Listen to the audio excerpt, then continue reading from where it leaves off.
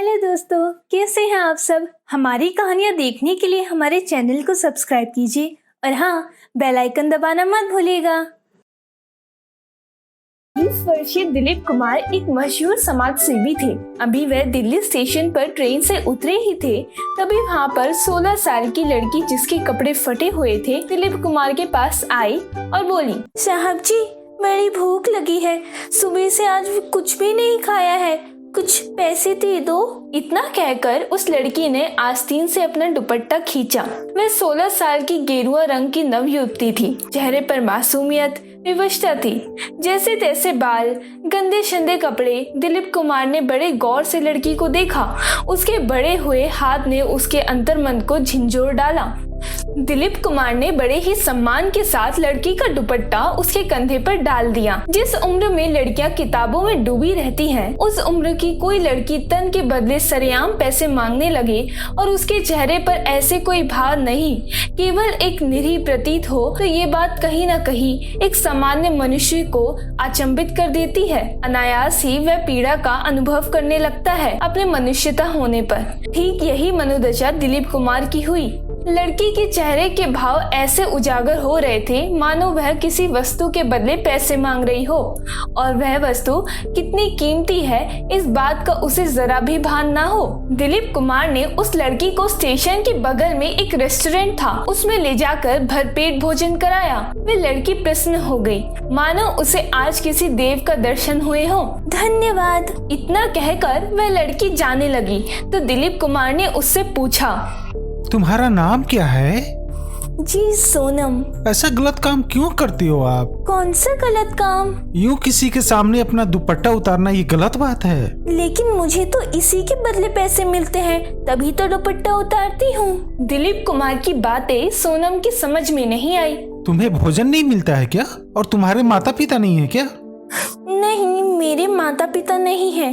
एक बुढ़िया काकी थी जिसने पाला था। जब मैं 10 साल की थी तभी वह स्वर्ग सिधार गई। तब से मैंने भीख मांगना शुरू कर दिया।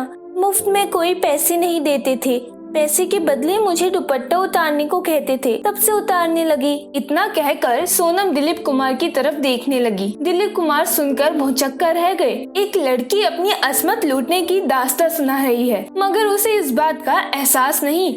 मैंने लखनऊ में एक संस्था खोल रखा है जहाँ पर पीड़ित कम उम्र की लड़कियों को रखा जाता है और वहाँ पे उन्हें उचित शिक्षा दी जाती है। अब तुझे भी मैं वहीं पे रखूंगा। तुम्हें खाने को भोजन मिलेगा और जरूरत की सारी चीजें भी मिलेंगी। और आज से और अभी से तुम मेरी बहन हो और मैं तुम्हारा भाई। सच भैया? हाँ सोनम। ये सुनकर सोनम की आंखें खुशी से डुबडुबा गई। दिलीप कुमार सोनम को दिल्ली से अपने साथ लखनऊ ले आया और उसके बाद अनाथ आश्रम में सोनम को भेज दिया। उस आश्रम का मालिक स्वयं दिलीप कुमार ही था। सोनम को इस आश्रम में जिंदगी का भान हुआ। सोनम की शिक्षा प्रारंभ हुई। 5 साल बाद सोनम को उचित शिक्षा मिलने लगी थी। बहुत ही कुशाग्र बुद्धि की थी सोनम। 5 साल में ही इतना मन लगाकर पढ़ाई की, मगर जब से ज्ञान की रोशनी में आई कि सोनम की अपनी जिंदगी की, दिलीप कुमार ने उसे 8वीं की परीक्षा पास करवा दी। सोनम अब जवान हो चुकी थी। उसे भली भांति सब समझ आने लगा था। एक दिन दिलीप कुमार सोनम से मिलने आया था। सोनम भैया के सीने से लगकर रो पड़ी। भैया, आपने क्यों मुझे अंधेरे से निकाला? उस समय मैं कितने आराम से जी रही थी। जीने का कोई मकसद नहीं था, केवल भोजन प्राप्त करना ही मकसद था। उसी में मैं खुश होकर जी लेती थी, मगर अब हमसे जिया नहीं जा रहा।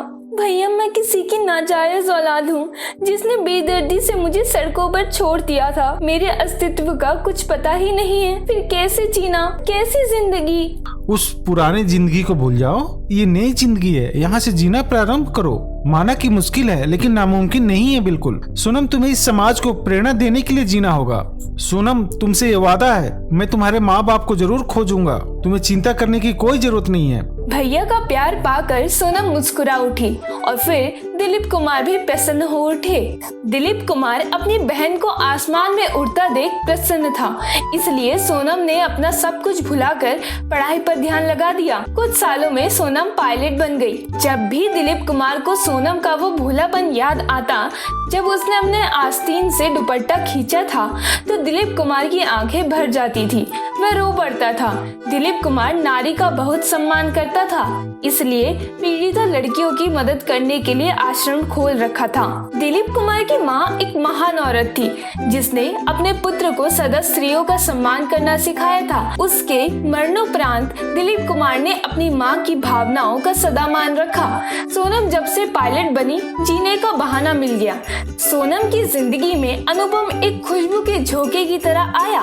अनुपम भी देख पायलट था और दिलीप कुमार का दोस्त था। सोनम की सारी कहानी अनुपम को पता थी, मगर अनुपम सोनम को आत्मनिर्भर बनने का इंतजार में था। सोनम के सोमनट बनते ही अनुपम ने अपने प्रेम का इजहार किया। 5 सालों से अनुपम सोनम से खामोश मोहब्बत करता आ रहा था। अनुपम का प्रेम पाकर सोनम जी उठी। उसे ऐसा लगा जैसे कि उसकी अस्तित्व मिल गया हो। सोनम की सादगी ने अनुपम का दिल मोह लिया था। भोली लड़की दिल से कभी नापक नहीं होती। जिस्म नापक हो सकता है, लेकिन रूह नहीं। सोनम की आत्मा निश्चल थी, जिसने अनुपम जैसे आकर्षक व्यक्तित्व के मालिक को अपना दीवाना बना लिया था। एक दिन अनुपम ने अपनी भाभी से मिलाने सोनम को भाभी के मायके ले गया। अनुपम की भाभी ने सोनम को पसंद कर लिया, मगर अनुपम की भाभी की माँ तारा बड़े गौर से सोनम को देख रही थी। फिर उसने सोनम से पूछा, बेटा तुम्हारा मम्मी पापा कहाँ रहते हैं? सोनम ने बुढ़िया काकी की फोटो उनकी तरफ बढ़ा दी और कहा, मेरे माँ बाप का तो मुझे पता नहीं, लेकिन यही मेरी सब कुछ थी, जिसने मुझे पाला था। बुढ़िया काकी की फोटो देखते ही तारा देवी हैरान हो गई, पसीने पसीने हो गई। फिर वो सोनम की तरफ भावनात्मक दृष्टि से देखने लगी और उठकर अपने कमरे में चली गई। रात में सोनम जब कमरे में सोने जा रही थी, तो देखा तारा देवी रो रही थी। उनके आंसू देखकर सोनम ठिठक गई। बेटी मुझे माफ कर दो, मैं तुम्हारी गुनहगार हूँ। ये सुनकर सोनम अवाक रह गई। तारा ने सोनम को दोनों हाथ थाम लिए और कहा, मैं ही तेरी वो बदनसीब माँ हूँ जिसने तुझे जन्म देते ही अपने से दूर कर दिया। इस समाज और लोक लाज ने मेरे पैर में बेड़ियां बांध दी। इतना सुनते ही सोनम तारा देवी से दूर हो गई। बेटी मैं शिवम नाम की लड़की से प्रेम करती थी।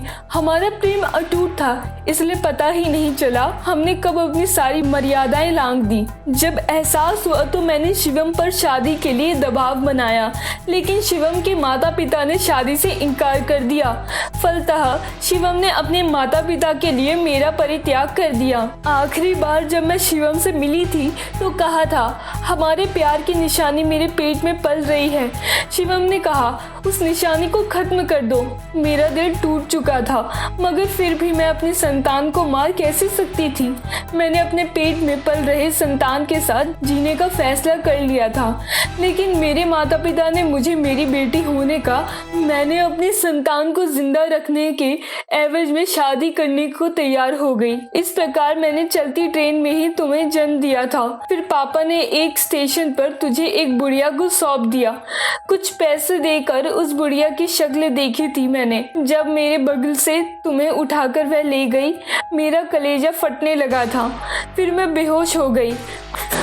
आज तुझे सामने देखकर अपने को रोक ना सकी। तारा ने सोनम को गले से लगाना चाहा, मगर सोनम नफरत से दूर हो गई।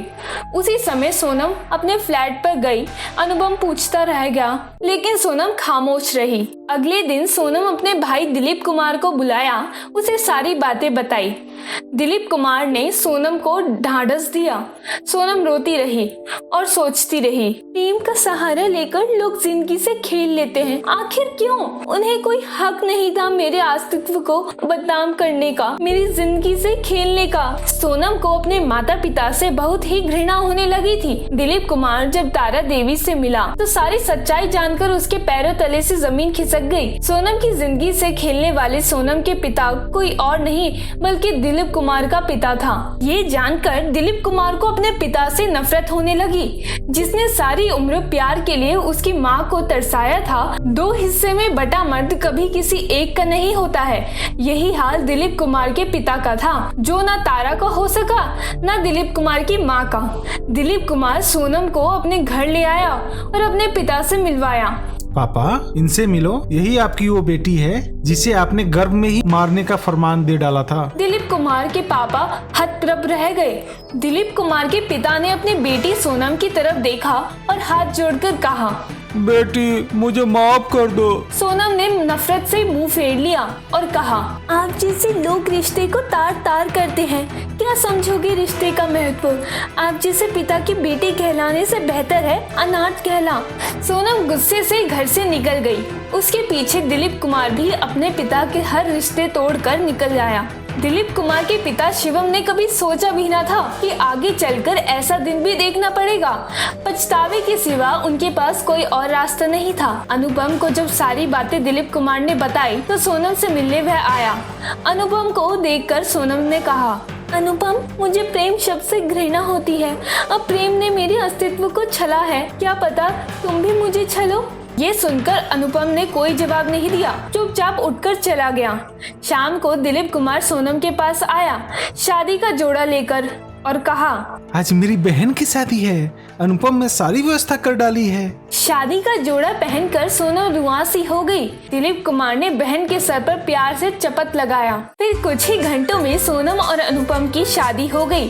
तारा देवी भी शादी देखने आ गई। अपनी बेटी के सर पर हाथ रखा। अनायास ही तारा देवी को दिल का दौरा पड़ा।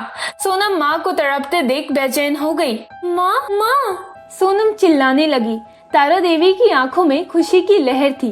तारा देवी ने हॉस्पिटल में दम तोड़ दिया। सोनम माँ की मौत से कमजोर पड़ गई। अनुपम के साथ सोनम अपने पिता शिवम से मिलने गई और गले लगाकर फूट फूट कर रोने लगी। शिवम ने भी अपनी बेटी को सीने से लगा लिया। शिवम पूरी जिंदगी अपने आप से लड़ता रहा। ना ही वह तारा देवी का हो पाया और ना ही वह अपनी पत्नी से प्रेम कर सका। अपने कर्मों की सजा उसे तो मिलनी ही थी। दिलीप कुमार ने अपने पिता को माफ नहीं किया। सोनम माँ की मौत से कमजोर पड़ गई, इसलिए पिता को माफ कर दिया।